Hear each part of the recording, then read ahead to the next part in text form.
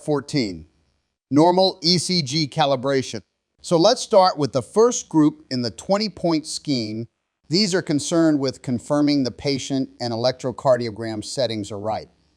These 5 points are name, then voltage, then speed, then lead 1 plus lead 3, then lead 1 plus lead AVF. So again, the first 5 points are name, then voltage, then speed, then lead 1 plus lead 3, then lead 1 plus lead VF. If we take the first letters of each point to memory, they are N, V, S, lead 1, lead 1.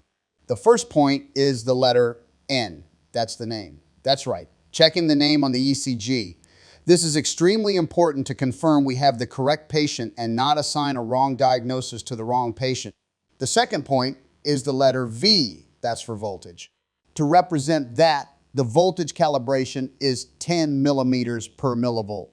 The ECG will draw an upright rectangle before drawing the ECG waves. Look at that calibration rectangle and check that it is 10 millimeters or 10 small squares in height.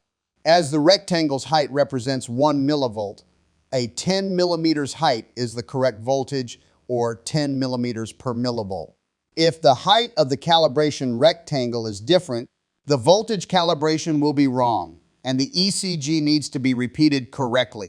So now we finished points N and V. The third point started with the letter S. What did the S stand for? It was for the speed of the ECG paper flowing out of the machine. This speed is clearly written on the ECG paper. It should be 25 millimeters per second, or in other words, 25 small squares per second. This speed means that each 25 small squares or 5 large squares on the ECG paper represent 1 second.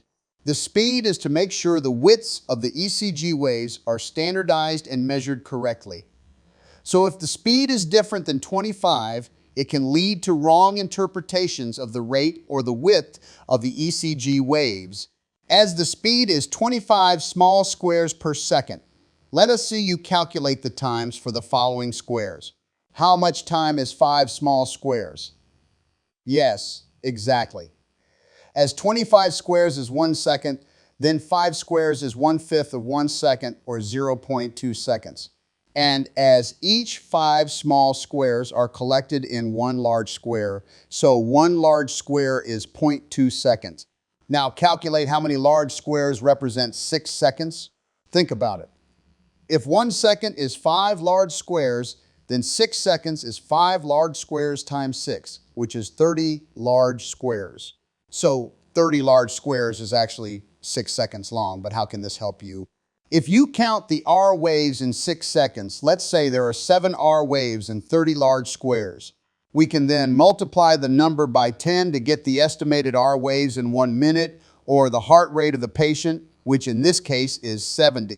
So even if the rhythm is irregular, we can count the R waves in 30 large squares or 6 seconds, then multiply by 10 to give us the rate estimate in 60 seconds.